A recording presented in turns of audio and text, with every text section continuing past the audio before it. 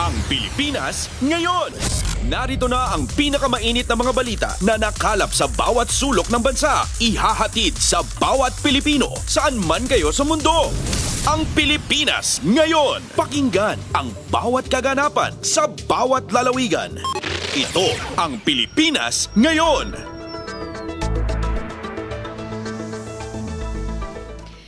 Magandang araw sa ating mga tagapakinig. Welcome po muli sa ating programang Ang Pilipinas Ngayon.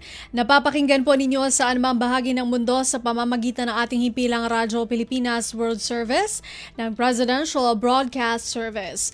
Napapakinggan po tayo sa Radyo Pilipinas World Service audio streaming sa inyong mga PBS receiver app at sa Radyo Pilipinas World Service official Facebook page at YouTube account.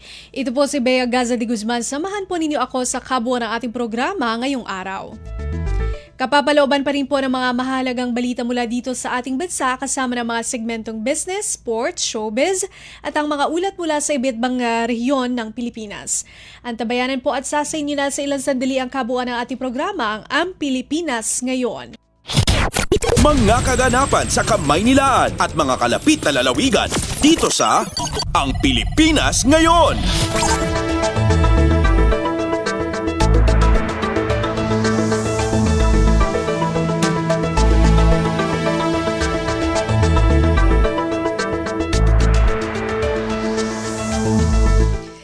Sa ating mga balita, paiigtingin at magiging paspasan ang gagawing investigasyon ng pamahalaan sa mga anomalyang bumabalot sa flood control projects sa bansa.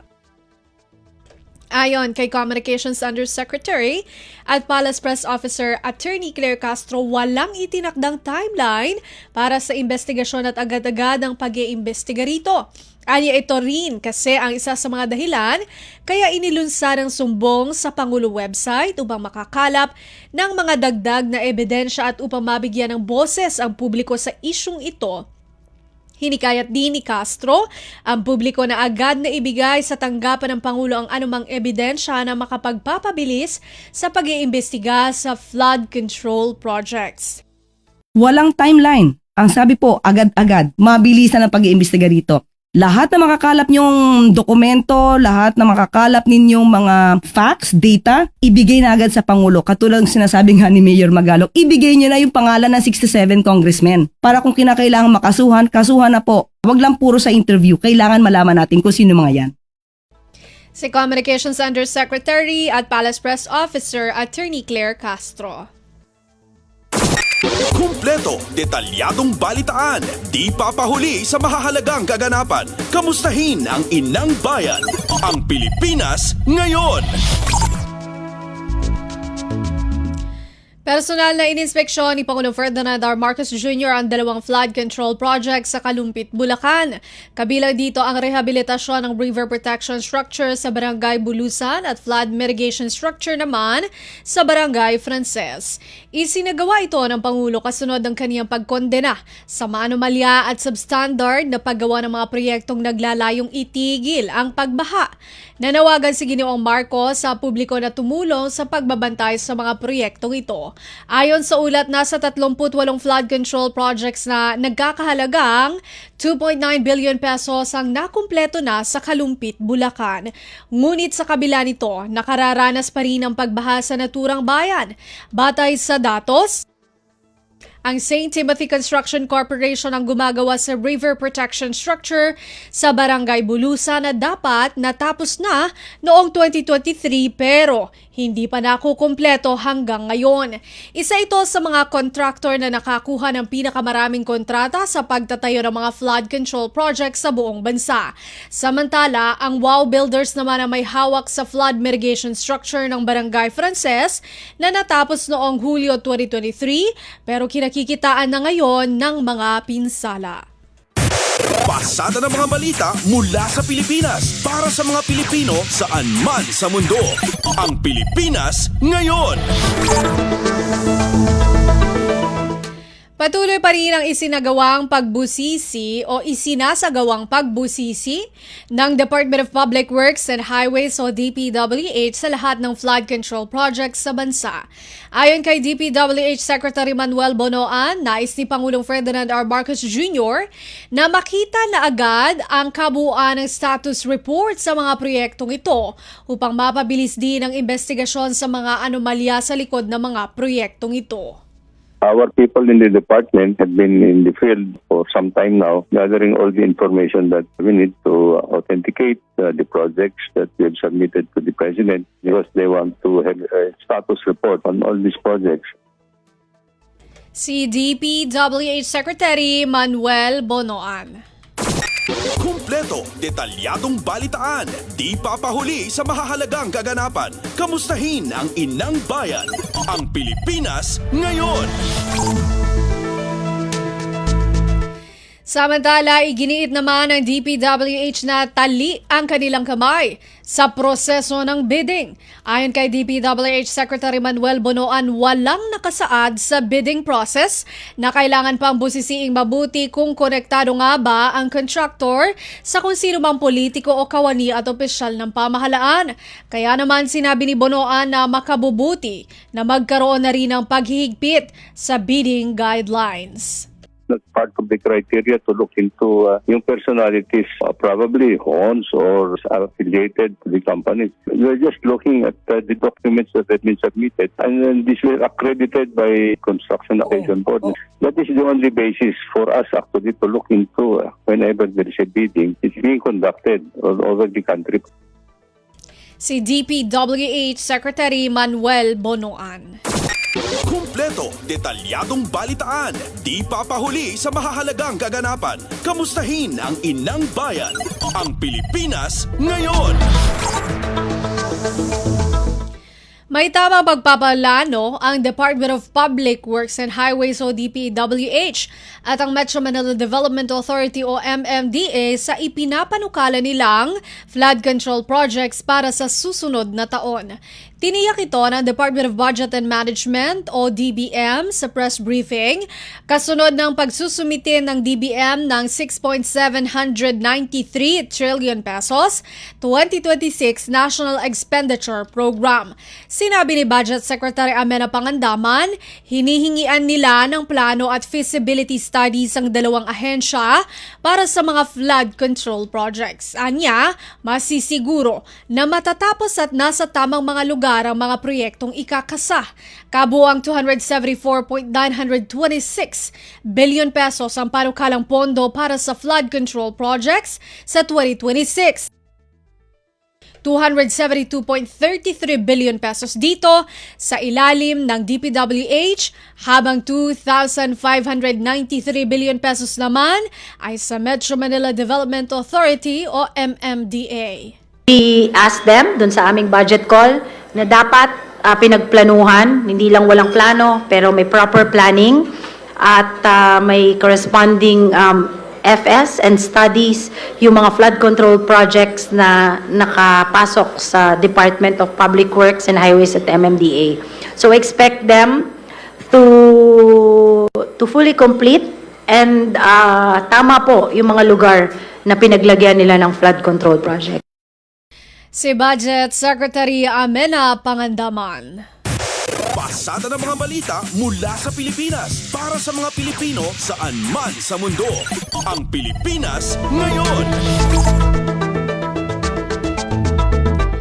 Nanawagan si House Minority Leader Marcelino Libanan kay Pangulong Ferdinand R. Marcos Jr. na pangunahan ang pagbuo ng isang malawakan, komprehensibo at pangmatagalang National Flood Control and Mitigation Program. Layo ng programa na tugunan ang lumalalang problema sa pagbaha. Hindi lang sa Metro Manila, kung hindi sa ibang panig ng bansa. Ayon kay Libanan, may 3 taon pa naman ang Pangulo sa termino at sapat na itong panahon para simulan ang programa at iwan niya bilang kanyang legasiya. Mungkahi pa niya kunin bilang isa sa consultant para dito si San Miguel Corporation President at CEO Ramon Ang upang magamit ang kaniyang kaalaman, karanasan at practical na solusyon. Hinimok din ng mambabatas ang Pangulo na magpatawag ng isang National Public-Private Flood Control Summit. Ito'y para magsama-sama ang mga flood experts, resources at technologies at makabuo ng isang Presidential Task Force on Flood Control. Maaari din aniya magbigay ang Kongreso ng special emergency powers sa Pangulo para maiwasan na ang red tape at iba pang legal na alalahanin at mapabilis ang procurement, pagkuha ng right-of-way at relokasyon ng mga pamilyang maaapektuhan. Kumpleto, detalyadong balitaan, di papahuli sa mahahalagang kaganapan. Kamustahin ang inang bayan, ang Pilipinas ngayon. Sa iba pang balita, binisita ni Pangulong Ferdinand R. Marcos Jr.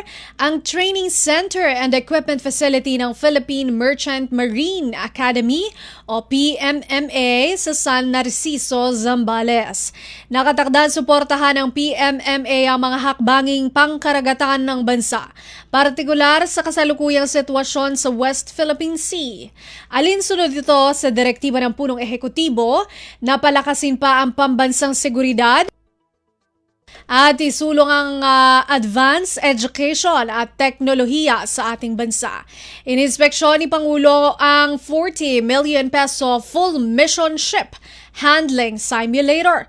Tinunghayan din niya ang pagsasadula sa insidenteng kinasangkutan ng BRP Suluan na nagresulta sa pagbabangga ng 2 barko ng China sa Baho de Masinloc. Kasama si PMMA Superintendent Commodore Joel Abutal, ininspeksyon din ng punong ehekutibo ang mga makabagong kagamitan at teknolohiya ng akademya. Sa pakikipagtulungan ng PMMA sa iba't ibang mga ahensya at kumpanya, gaya ng Kepler Singapore, na pagkalooban sila ng isa-isa o AIS at Radar Marine Traffic Solution na nakatulong sa pagsasagawa ng real-time tracking sa ating mga estratehikong katubigan. Samantala, nag-supply naman ng Quanbi Solutions ng mga military-grade aerial drone at nagsasagawa ng mga pagsasanay para mapaunlad ang kakayahan ng surveillance at pagbabantay. Bukod dito, may kolaborasyon din ng akademya sa Department of Science and Technology o DOST sa pagsasagawa ng feasibility study hinggil sa bangka drone project para mapondohan ito. Sa tulong ng mga inisyatibong ito, hindi lamang napapalakas ang edukasyon pangkaragatan, napapaigting din ang kakayahan ng bansa pagdating sa maritime monitoring, seguridad at proteksyon sa mga tripulanteng Pilipino sa loob at labas ng bansa. Pasada ng mga balita mula sa Pilipinas para sa mga Pilipino saan man sa mundo. Ang Pilipinas ngayon. Pinangunahan ni Pangulong Ferdinand R. Marcos Jr. ang commencement exercise o pagtatapos ng 252 mga kadete ng Kadaligtan class o ang Kawal ng Dalampasigan, Liwanag ng Karagatan. Sa kanyang talumpati, tiniyak ng Pangulo ang patuloy na suporta sa pagpapaigting sa maritime training o mga kasanayang pangkaragatan sa bansa. Ibinalita ng Pangulo na magkakaroon na ng National Merchant Marine at Aptitude Test na susukat sa kahandaan ng mga kabataang kumukuha ng maritime course sa kolehiyo. Magkakaroon na tayo ng National Merchant Marine Aptitude Test na susukat kung handa na ang ating mga kabataan na kumuha ng mga maritime courses sa kolehiyo. Bukod dito, binubuod na rin natin ang ladderized maritime education and training program para tuloy-tuloy naman ang pag-angat mula sa non-degree hanggang sa degree program. Si Pangulong Ferdinand R. Marcos Jr. Kumpleto, detalyadong balitaan, di papahuli sa mahahalagang kaganapan. Kamustahin ang inang bayan, ang Pilipinas ngayon.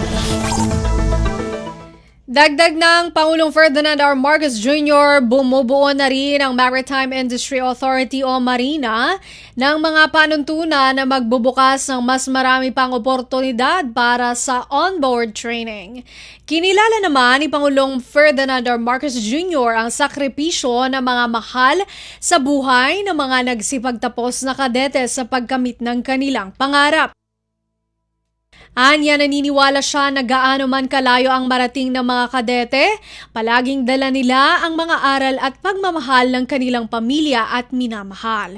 Pinaalalahanan din ng Pangulo ang mga nagsipagtapos na palaging dalhin sa kanilang paglalakbay ang pagmamahal para sa bayan. Mga kadete, malawak ang abot tanaw ninyo. Dadalhin kayo ng inyong mga barko sa iba't ibang dako ng mundo. Tandaan ninyo na sa bawat paglalakbay, bitbit ninyo ang dangal at pagmamahal sa bayan. Dalhin ninyo ang pangalan ng PMMA, ng kadaligtan at ng Pilipinas sa bawat pantalan at bawat karagatang inyong tatawirin. Si Pangulong Ferdinand R. Marcos Jr. Pasada ng mga balita mula sa Pilipinas para sa mga Pilipino saan man sa mundo. Ang Pilipinas ngayon. Kasado na bukas, Lunes, August 18, ang pagsisimula ng budget deliberations ng Kamara. Ito ang inihayag ni House Committee on Appropriations Chair Micaela Swansing. Ayon kay Swansing, magiging araw-araw ang isasagawang deliberasyon sa pambansang budget maliban na lang sa weekends at sa mga holiday. Anya, naglaan din ng isang araw ang Kongreso para sa tinatawag na People's Budget Review. Ito ay kung saan maaaring makibahagi ang civil society groups at people's organizations sa pagbusisi sa pambansang budget. We have daily committee hearings all the way through the week of September 16. So even Fridays of September, we have hearings every day.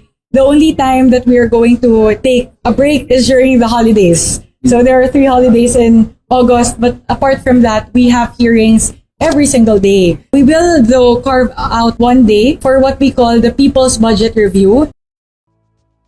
Si House Committee on Appropriations Chair Micaela Swansing. Kumpleto, detalyadong balitaan, di papahuli sa mahahalagang kaganapan. Kamustahin ang inang bayan, ang Pilipinas ngayon. Rerespetuhin naman ng Senado ang mga prioridad na programa ng administrasyon sa pagbuo ng 2026 national budget. Binigyan din ito ni Senate Finance Committee Chair Sherwin Gatchalian. Ani Gatchalian, ito rin kasi ang nagsisilbing imahe na nais tahakin ng administrasyon sa susunod na taon. Tiniyak rin ni Gatchalian na hindi nila papayagan ang budget insertion, lalo na sa Bicameral Conference Committee at ang pagsingit ng pondo para sa Chacha. Himayin namin yung mga yung budget at yung mga projects nila. Titignan natin kung effective at talagang may impact sa taong bayan. Hindi ko papayagan na magkaroon ng pagsisingit, especially at sa BICAM. Yung BICAM will be limited to disagreeing provisions. Kung hindi tayo nagdi-disagree bago yon, hindi natin papayagan yun. Kasi doon talaga nagkakaroon ng malaking problema. Dahil pag ninagdag mo yun, babawas ka sa iba. So doon magkakaroon ng domino effect sa ibang mga programa ng budget. Si Senate Finance Committee Chair Sherwin Gatchalian. Pasada ng mga balita mula sa Pilipinas para sa mga Pilipino saan man sa mundo. Ang Pilipinas ngayon. Securities and Exchange Commission o SEC naglabas ng patakaran upang pasimplehin ang proseso sa negosyo. Si Melanie Valdos Reyes sa report. Naglabas ng patakaran ng Securities and Exchange Commission o SEC upang linawin kung aling mga transaksyon na hindi kailangang magparehistro sa ilalim ng Securities Regulation Code. Layunin nitong pasimplihin ang mga proseso sa negosyo at tuluyang makapasok ang mga kumpanya sa capital market. Base sa nilabas na abiso, ipinahayag ng SEC Markets and Securities Regulation Department ang draft memorandum circular para sa pampublikong komento. Nakasaad sa panukala ang mga pagbabago sa ilang probisyon ng implementing Rules and Regulation ng SRC. Ayon sa SEC, nagdudulot ng kalituhan ang iba't ibang umiiral na patakaran at circulars kung paano makakakuha ng exemptions ang mga kumpanya. Bilanggit sa draft guidelines ang pangangailangan ng malinaw na gabay para sa mga negosyo upang mapadali ang pag-access sa capital market, magkaroon ng katiyakan sa mga transaksyon sa gobyerno at matiyak pa rin ang pagsunod sa batas. Para sa Bagong Pilipinas, Melanie Valdos Reyes, Radyo Pilipinas, Radyo Publiko. Kumpleto, detalyadong balitaan, di papahuli sa mahahalagang kaganapan. Kamustahin ang inang bayan, ang Pilipinas ngayon. Bureau of Corrections mas pinalakas ang pagtugon sa mga emergency. Mag-uulat si EJ Lazaro. Pinalakas ng Bureau of Corrections ang BUCOR ang kakayahan ng kanilang mga tauhan sa pagtugon sa mga emergency sa pamamagitan ng bagong Quick Response Team o QRT training program na inulunsad nito. Ang isang buwang pagsasanay na nagsimula nito lamang Agosto 13 at magtatagal hanggang Setyembre 12 ay pangungunahan ng BUCOR Special Weapons and Tactics o SWAT Unit sa National Headquarters. Layunin nitong sanayin ang 39 na kalahok sa mabilis at epektibong pagtugon sa anumang banta sa seguridad sa loob ng mga pasilidad ng BUCOR. Sa pamamagitan ng programang ito, ipinapakita ng BUCOR ang matibay na paninindigan umano nito na tiyakin ang kaligtasan at seguridad sa kanilang mga pasilidad sa pamamagitan ng mas pinalakas at handang puwersa. Para sa Bagong Pilipinas, ito si EJ Lazaro, Radyo Pilipinas, Radyo Publiko. Pasada ng mga balita mula sa Pilipinas para sa mga Pilipino saan man sa mundo. Ang Pilipinas ngayon. At yan ang ating nakalap ng mga national news. Ang tabayanan ng regional news. Magbabalik po ang programang Ang Pilipinas Ngayon makalipas ang ilang paalala. Paliwanag mo sa tao na hindi totoo yan. Dahil ang totoo, yung totoo ang dapat ninyong malaman. Nagkalat sa internet ang fake news o mali at fake news. Tinatakot niyo yung tao. What they are doing is creating panic. We say no. Yung pagkalat ng fake news. And some of it's dangerous. Sana iwasan po natin pag-spread ng fake news. At di magpapakalat ng disinformation at misinformation ang kasulukuyang administrasyon. Stop telling us fake news because you're wrong. Para sa totoo at mapagkakatiwalaang mga balita at impormasyon, Radyo Pilipinas. This is a public service announcement. Discipline is the key. Umiwas sa aksidente sa daan. Ang pagmamaneho ay may kaakibat na responsibilidad, hindi basta mapaandar lang ang sasakyan. Kilatisin ang sarili, ang kahandaan sa manibela, siguruhing inyong konsentrasyon ay hindi magagambala. Importante rin na ating laging isipin, init ng ulo ay huwag pairalin, bagkus kaligtasan ng lahat ang siyang dapat unahin. Isang mahalagang paalala mula sa Presidential Broadcast Service at Radyo Pilipinas, Radyo Publiko, 738. This is a public service announcement. Public service announcement from PBS, Presidential Broadcast Service at Radyo Pilipinas, Radyo Publiko, 738. Time to celebrate kulturang Pinoy. Tradisyon, musika, sining, literatura at iba pa. Anything and everything fun and Filipino. Ito ang Pinoy Kultura. Isang nakagawian ng mga Pilipino na medyo di na natin namamasdan ngayon ay ang pagmamano sa ating mga nakatatanda. It's long been part of Philippine culture, a gesture of respect that involves saying mano po, then lightly touching one's forehead on the offered hand of an elder, whether you're lola, lolo, nanay, tatay, ate, kuya, or mano po ninong, mano po ninong.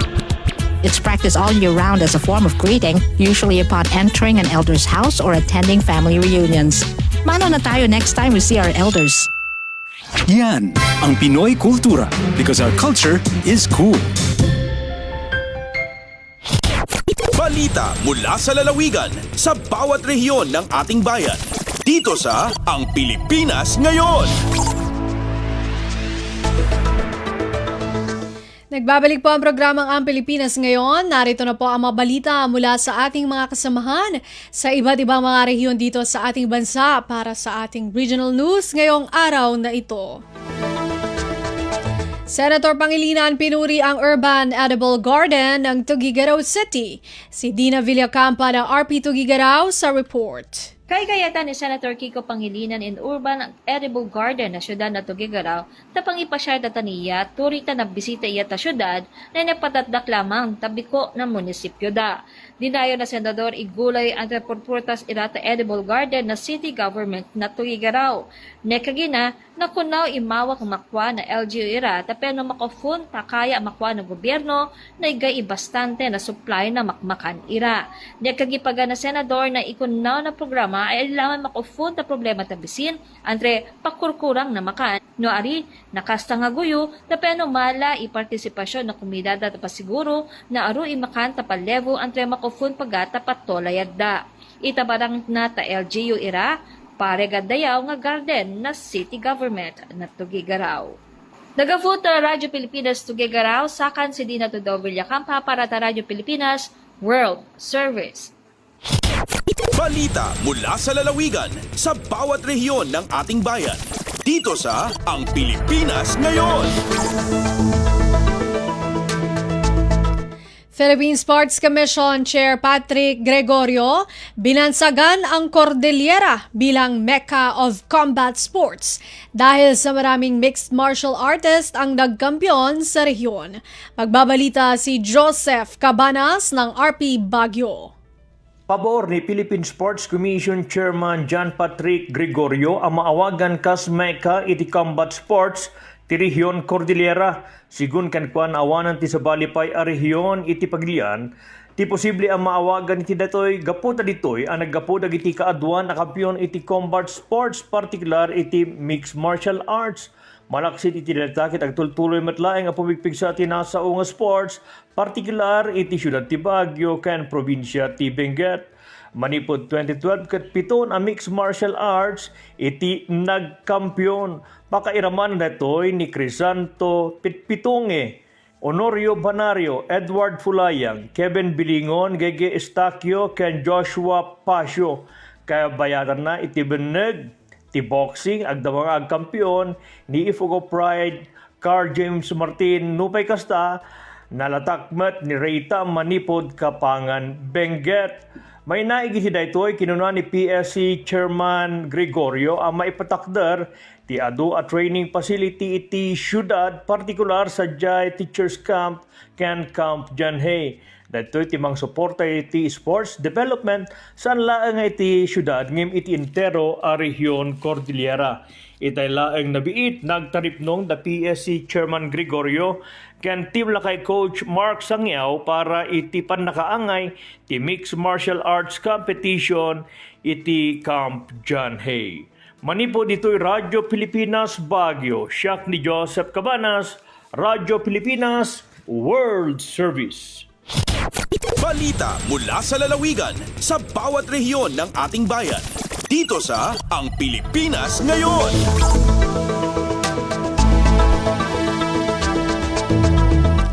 Light Station Tubataha sumailalim sa preventive maintenance para sa tuloy-tuloy na navigational aid. Magulat si Jillian Faye Ibanez ng RP Palawan.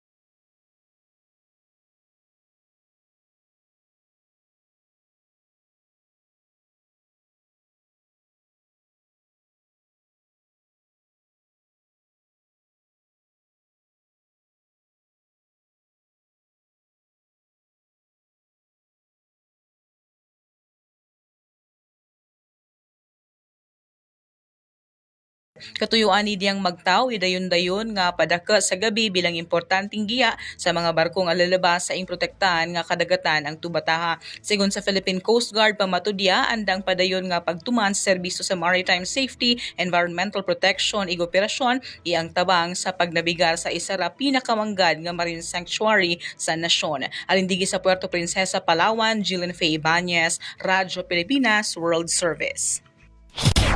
Balita mula sa lalawigan sa bawat rehiyon ng ating bayan. Dito sa Ang Pilipinas Ngayon.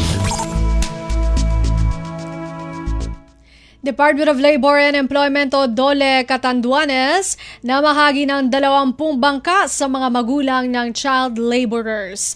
Si Rosie Nieva ng RP Virac sa balita. Nanao ang Department of Labor and Employment o DOLE Catanduanes Provincial Office nin 20 bangka asin makina sa mga magurang kan child laborers gikan sa Pandan, Karamuran asin Panganiban, Catanduanes como alternatibong kabuhayan nganing malikaya na ang pagbalikan mga kaakian sa peligrosong trabaho. Pinanginota ni Senior Labor and Employment Officer Danilo Balilo ang aktibidad na igwaning kabilugang proyektong nasa 760,000 pesos. Bigtawan doon ni Balilo ang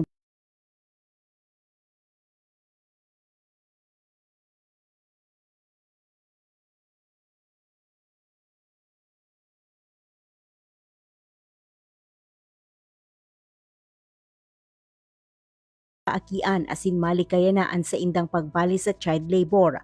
Ang inisyatibo ang parte kang padagos na kampanya kandole para sa disenteng trabaho, mas matatag na kabuhayan asin pagpuksa sa child labor sa probinsya.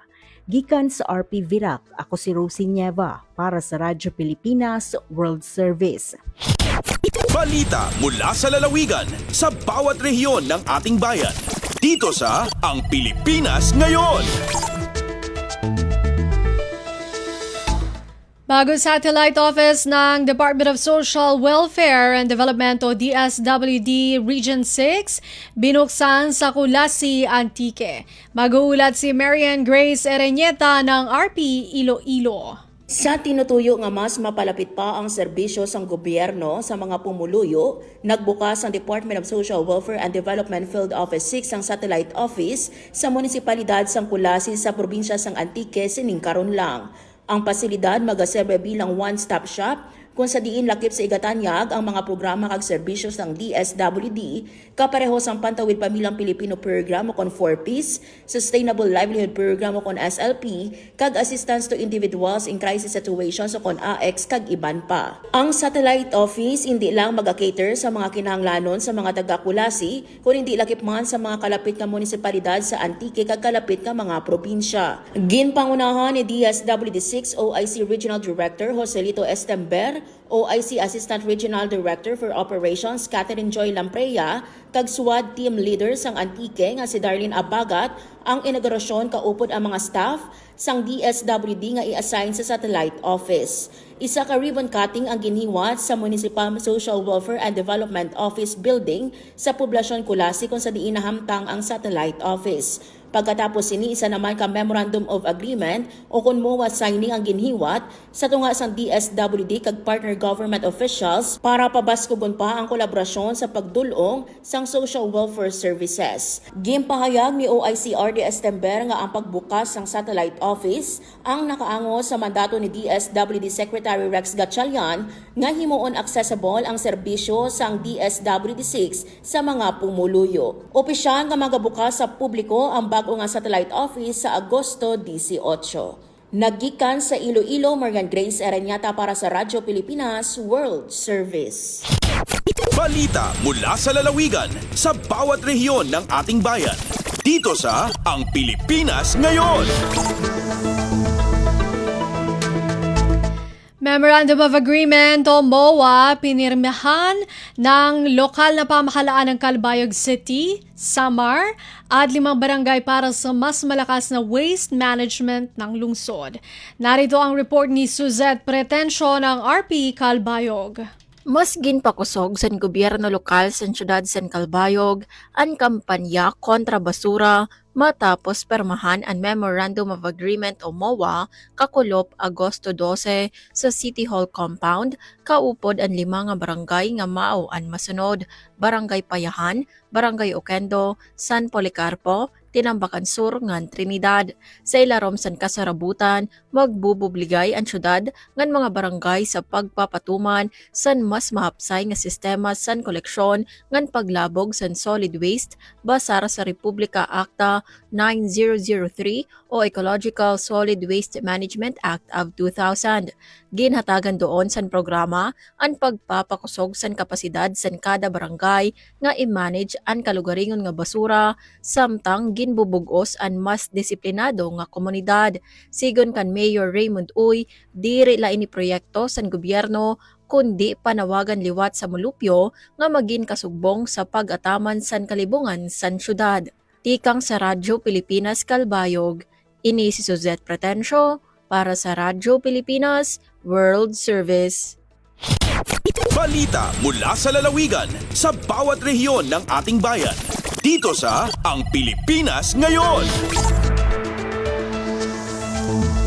Agricultural Training Institute o ATI Davao Region namigay ng Digital Farmers Program Tech Kit sa rice cluster ng Lupon, Davao Oriental. Narito ang report ni Armando Federiquito ng RP Davao. Gipahigayon sa Agricultural Training Institute Region 11 sa pakigtambayayong sa Smart Telecommunications ang formal nga turnover sa Farm Tech Package ngadto sa mga rice cluster sa Lupon, Davao Oriental sa malibang mga adlaw. Ang maong package naglangkob sa nagkalain-laing gadgets o kagamitan nga makatabang sa kalampusan sa pagpatuman sa DFP o Digital Farmers Program rollout sa komunidad sa mga mag-uuma sa Lupon. Mali pa yung gidawat sa mga farmer leaders o DFP trainers sa lugar ang Farm Tech Package uban sa saad nga responsableng gamiton kini aron maserbisyohan gayud ang tuyo niini. Gisundan kini sa pagpirma o usa ka Memorandum of Agreement human gibasa ang papel o responsibilidad sa ATI isip training arm sa Department of Agriculture o sa Farm Cluster sa Lupon isip community-based implementer sa DFP.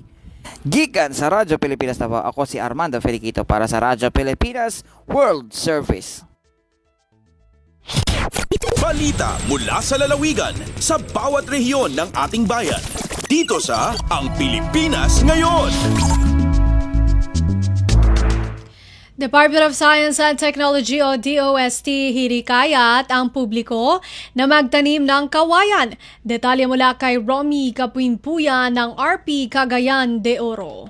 Giaghat sa Department of Science and Technology ang katawhan dinhi sa Northern Mindanao sa pagtanom og kawayan. Kini ang gibutyag di DOST-10 Regional Director Engineer Mel Ratilla atol sa Meet the Press sa Cagayan de Oro Press Club. Sumala pa ni Engineer Ratilla, indi man ang kawayan gumikan sa panginahanglan alang sa nagkalain-lain nga mahimong produkto nini, dili lamang sa usa ka simple nga furniture, bahay kubo kundi pati na sa musical instruments o construction materials. Gumikan sa kalig-o nini, mo survive ang kawayan sa panahon sa kalamidad. Mahinumduman nga nahitala usab sa Guinness World Records sa miaging tuig ang 2,305 ka mga participants ang nagtanom sa kawayan sa 19 ka location dinhi sa Mindanao ug Leyte. Gikan sa Cagayan de Oro, Romy Kapinpuyan, Radyo Pilipinas Radyo Publiko para sa Radyo Pilipinas World Service. Balita mula sa lalawigan sa bawat rehiyon ng ating bayan. Dito sa Ang Pilipinas Ngayon.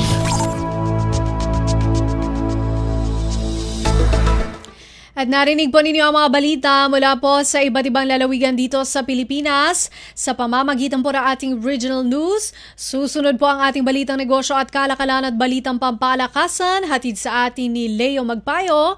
Sa pagbabalik po yan ang programang Ang Pilipinas Ngayon makalipas ang ilang mga paalala. Uy! Nabiktima ka na ba ng fake news sa panahon ng digital media? Learn how to spot fake news. Check the source. Kung di legit, dapat magduda. Check the purpose. Informative or troll post at clickbait lang.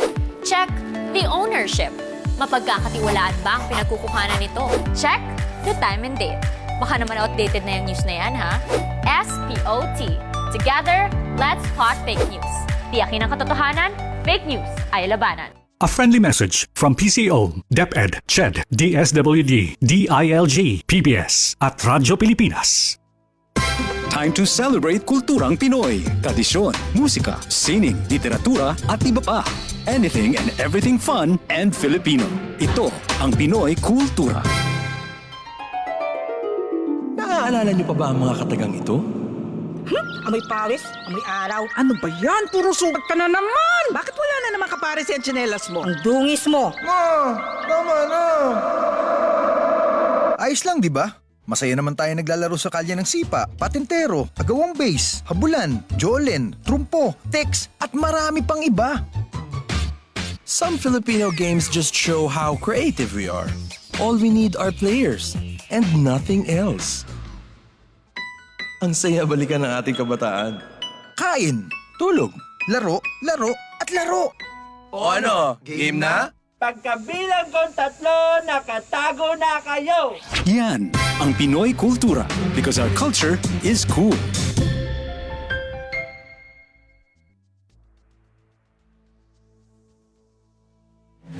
Paliwanag mo sa tao na hindi totoo yan. Dahil ang totoo, yung totoo ang dapat ninyong malaman.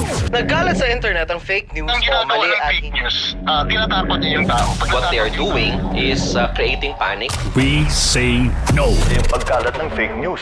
And some of it's dangerous. Sana iwasan po natin pag-spread ng fake news. At di magpapakalat ng disinformation at misinformation ang kasulukuyang administrasyon.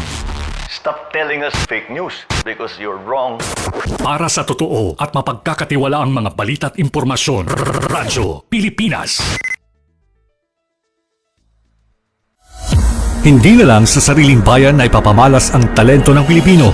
Dahil sa ASEAN, umaabot na sa iba't ibang panig ng rehiyon ang sining natin, kinikilala, pinapakinggan at hinahangaan. Alam mo ba, mas marami na ang Filipino artist na naipapakita ang kanilang obra sa buong Southeast Asia dahil sa ASEAN. I can't wait for ASEAN to create more programs that will encourage collaboration. I think what would be nice is meeting the past participants. ASEAN would be open to residencies not just for artists but also to writers, to art critics, to curators, to other cultural workers. Sa ASEAN Artist Residency Program, ilang Pilipino na ang napiling lumikha ng sining sa Jakarta, Indonesia at ang kanilang likha bahagi na ngayon ng permanent collection ng ASEAN Gallery.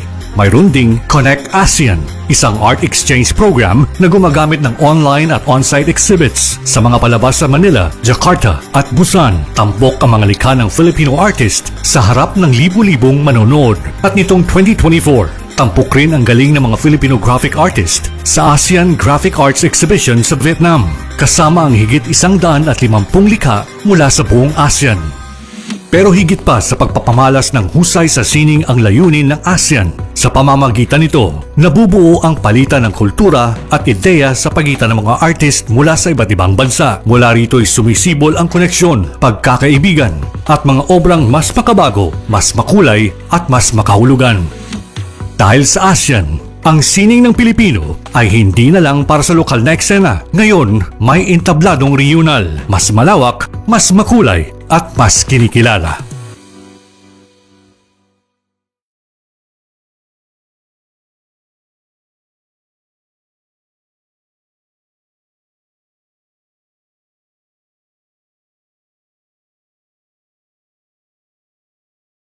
Balik po ang ating programang Ang Pilipinas Ngayon. Samantala, narito naman po ang balitang negosyo at kalakalan. Lumakas ang papasok na cash remittances sa bansa sa buwan ng Hunyo sa 2.79 bilyong dolyar dahil sa pagpapadala ng mga land-based overseas Filipino workers o OFWs. Ayon sa Bangko Sentral ng Pilipinas o BSP, ang padala mula sa mga land-based OFWs ay tumaas ng 3.7% mula sa 2.88 bilyong dolyar sa kaparehong buwan noong nakalipas na taon.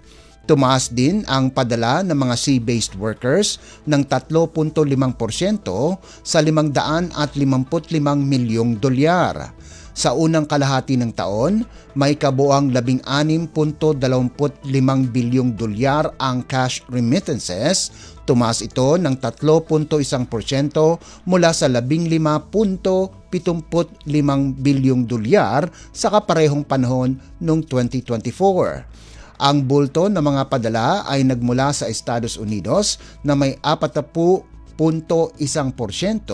sinundan ito ng Singapore na may 7.1% at Saudi Arabia na may 6.2%.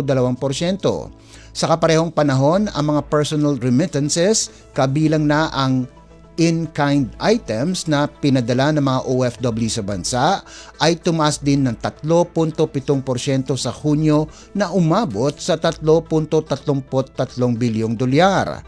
Kahit na nasa single digit lamang ang pagtaas, sinabi ni Rizal Commercial Banking Corporation o RCBC Chief Economist Michael Ricafort na magandang senyales pa rin ito para sa ekonomiya ng bansa. Binigyan din ni Ricafort na ang pagtaas ng 3.7% sa cash remittances nitong Hunyo ay ang pinakamataas na pagpasok ng pera sa isang buwan simula ng buwan ng Enero at simula pa noong Disyembre 2024 kung saan nagrehistro ito ng 3.38 bilyong dolyar. Lagay ng ekonomiya, kalakalan, negosyo at iba pa. Atin ang alamin dito sa Ang Pilipinas Ngayon.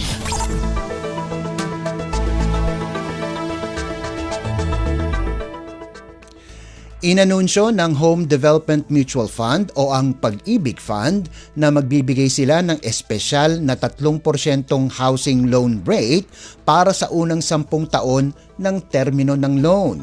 Sa isang pahayag, sinabi ng Pag-ibig na ang unang 30,000 eligible borrowers sa ilalim ng housing loan ng Expanded Pambansang Pabahay para sa Pilipino o Expanded 4PH program ng ahensya ay kwalipikado sa fixed rate. Sinabi din ng ahensya na ito ay tugon sa panawagan ni Housing Secretary Jose Ramon Aliling na gawing abot kamay ang home financing sa ilalim ng Expanded 4PH. Inaasahan din na ang extended fixed rate ay malaki ang ibababa sa buwanang bayarin ng mga early borrowers at makakatulong din sa housing agenda ng administrasyon ni Pangulong Ferdinand R. Marcos Jr. Sinabi ni Aliling na nagsisilbi ding chairman ng Pag-ibig Board of Trustees na pinaganda nila ang Expanded 4PH program para maging responsive sa mga pangangailangan ng mga manggagawang Pilipino ayon na rin sa direktiba ni Pangulong Marcos. Lagay ng ekonomiya, kalakalan, negosyo at iba pa. Atin ang alamin dito sa Ang Pilipinas Ngayon.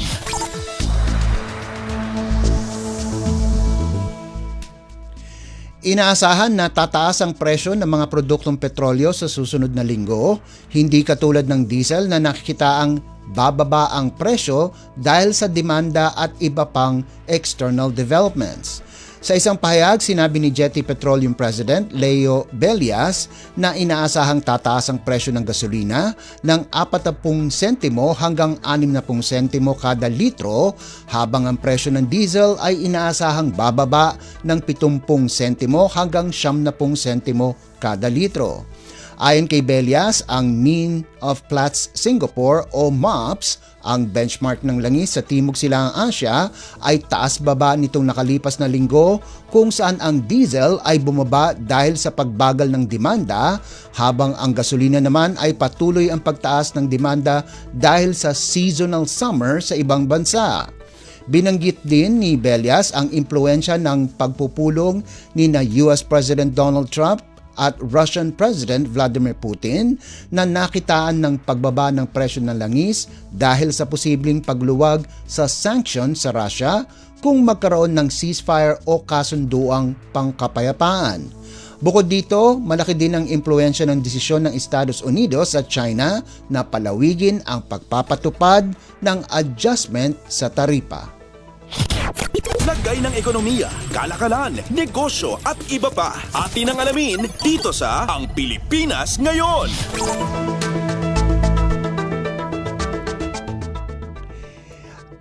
At yan po ang balitang negosyo at kalakalan. Samantala, antabayanan nyo naman po ang ating segmentong Sports Balita. Yan po sa pagbabalik ng ating programang Ang Pilipinas Ngayon, pagkalipas lang po ng ilang paalala. Huy! Nabiktima ka na ba ng fake news sa panahon ng digital media? Learn how to spot fake news. Check the source. Kung di legit, dapat magduda. Check the purpose. Informative or troll post at clickbait lang. Check the ownership. Mapagkakatiwalaan ba ang pinagkukuhanan nito? Check the time and date. Baka naman outdated na yung news na yan, ha? SPOT. Together, let's spot fake news. Tiyakin ang katotohanan, fake news ay labanan. A friendly message from PCO, DepEd, CHED, DSWD, DILG, PBS at Radyo Pilipinas. Updates at pinakahuling mga usapin sa mundo ng palakasan. Atin ang pakinggan dito sa Ang Pilipinas Ngayon. At nagbabalik po ang ating programang Ang Pilipinas Ngayon. Narito naman po ang sports balita. Pangungunahan ni reigning two-time 9-ball world champion Carlo Biado ang 15 player na kakatawan ng Pilipinas sa 2025 US Open Pool Championship. Nakatakdang gawin ang torneo sa Harrah's Resort, Atlantic City sa New Jersey sa Estados Unidos mula Agosto 18 hanggang 23 na may papremyong $100,000.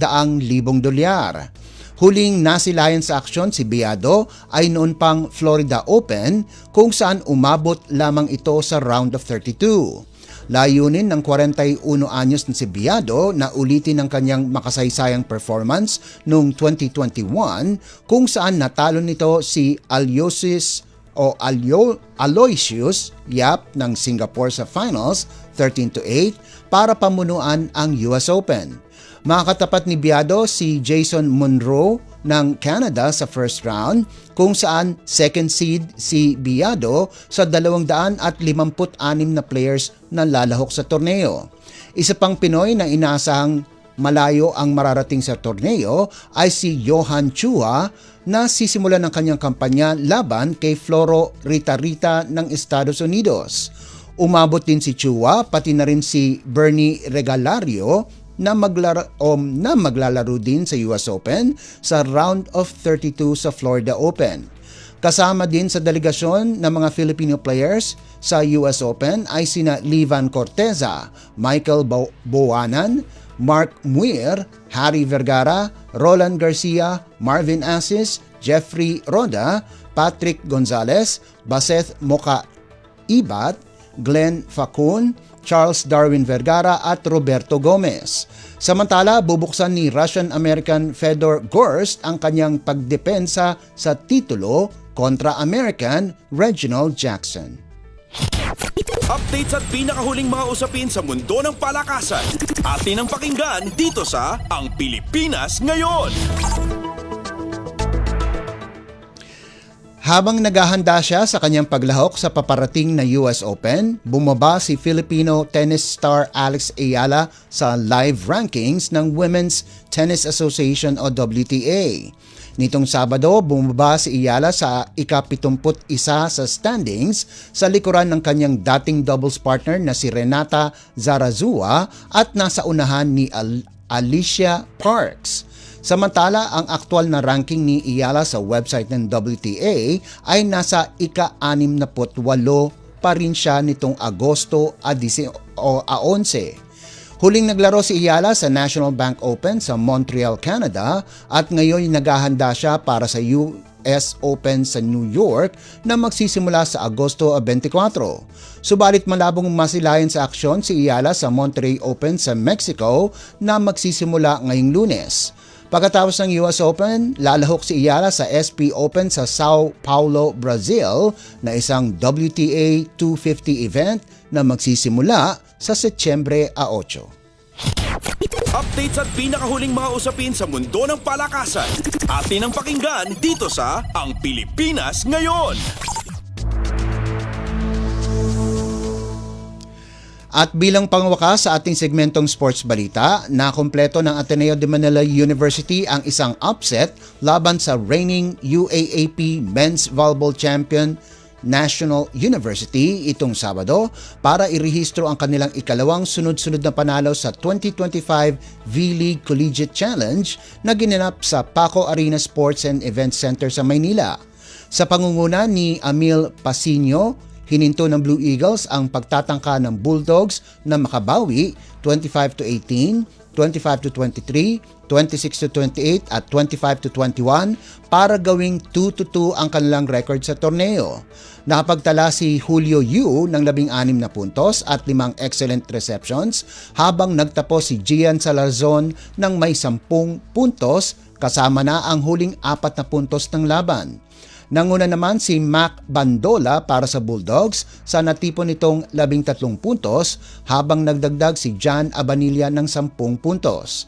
Sa naunang laban, nanaig ang University of Santo Tomas laban sa College of St. Benilde 25-21, 25-21 at 30-28 para kunin ng Golden Spikers ang kanilang ikatlong magkakasunod na panalo sa torneo. Ipinakita ni G-Boy De Vega ang kanyang lakas para sa UST kung saan nakalikom ito ng 15 puntos galing sa 13 attacks at 2 blocks. Sa kabilang panig, nakapagrehistro si Raymark Betco ng 13 puntos para sa Blazers habang nag-ambag si Rocky Motol ng 11 markers. Updates at pinakahuling mga usapin sa mundo ng palakasan. Atin ang pakinggan dito sa Ang Pilipinas Ngayon. At yan ang pinakahuling balita sa larangan ng palakasan. Ito po si Leo Magpayo. Samantala, antabayanan nyo naman po ang ating segmentong Balitang Artista na ihatid sa inyo ni Steph Vicente sa pagbabalik po ng ating programang Ang Pilipinas Ngayon pagkalipas lang ng ilang paalala. Paliwanag mo sa tao na hindi totoo yan. Dahil ang totoo, yung totoo ang dapat ninyong malaman. Nagkalat sa internet ang fake news o mali at fake news. Tinatapon niyo yung tao. What they are doing is creating panic. We say no. Yung pagkalat ng fake news. And some of it's dangerous. Sana iwasan po natin pag-spread ng fake news. At di magpapakalat ng disinformation at misinformation ang kasulukuyang administrasyon. Stop telling us fake news because you're wrong. Para sa totoo at mapagkakatiwalaang mga balita at impormasyon, Radyo Pilipinas. Ang latest, ang hottest sa showbiz and entertainment. Heto na sa Ang Pilipinas Ngayon.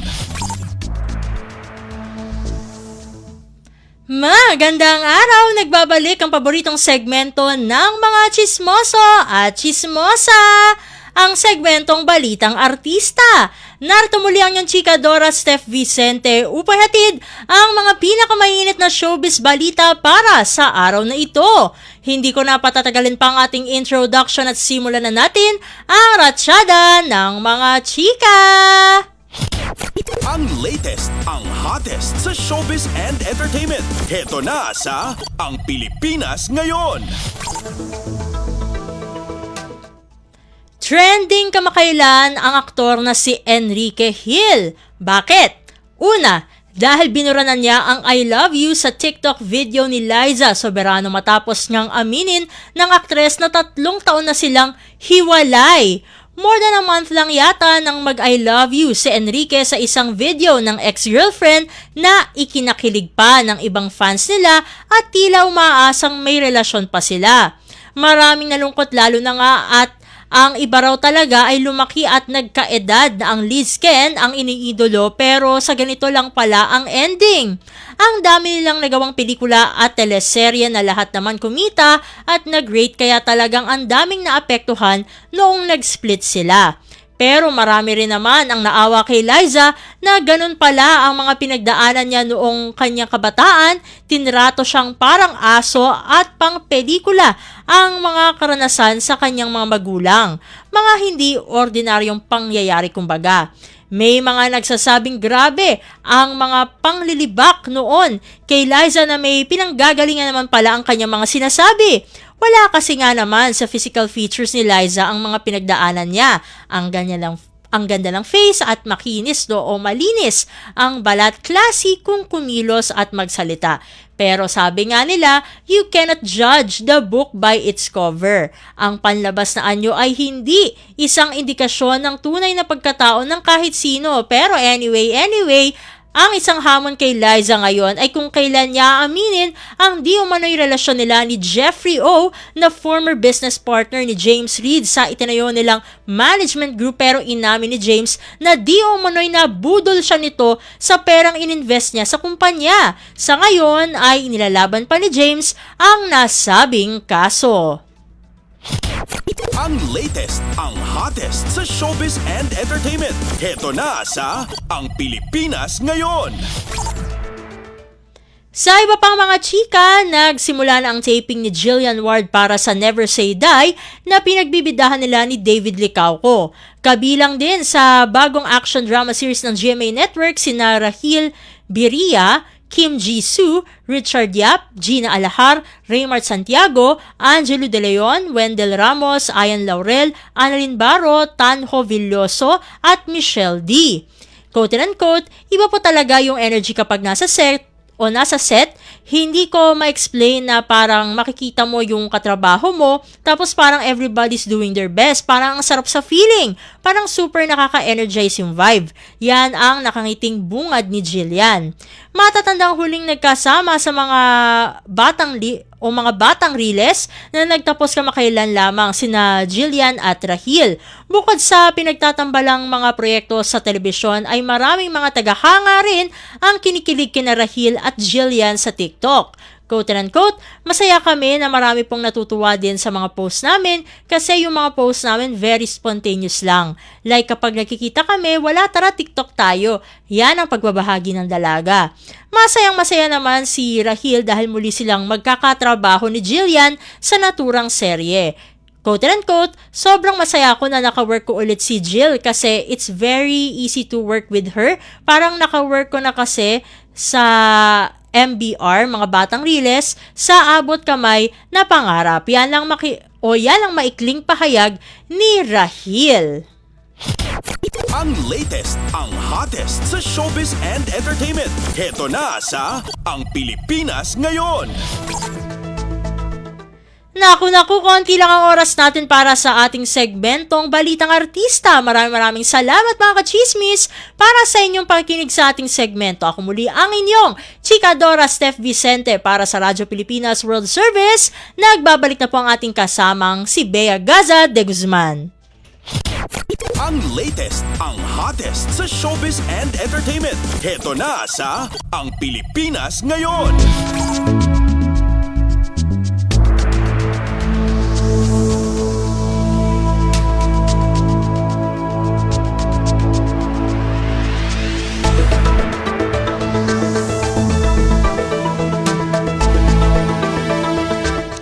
Maraming salamat, Steph Vicente. Yan po ang ating Showbiz Balita. Narinig po ninyo ang kabuuan ng ating programa, ang Pilipinas Ngayon. Maraming salamat sa ating mga nakasama sa technical side. Kina Milo Junela, Susan Aison at Anthony Pimentel, maging kay Justin Osia sa ating Wirecast. Maraming salamat din sa acting executive producer Steph Vicente sa mga nagulat mula sa iba't ibang lalawigan ng ating bansa para sa ating regional news, at maraming salamat din sa ating station manager Mr. Ray Sampang. Hanggang sa susunod na edisyon ng ating programang Ang Pilipinas Ngayon, ito si Bea Gaza de Guzman. Magandang araw. At yan ang Pilipinas Ngayon. Muling samahan sa parehong oras at alamin ang pinakahuling mga kaganapan at balita saan man kayo naroon. Ang Pilipinas Ngayon.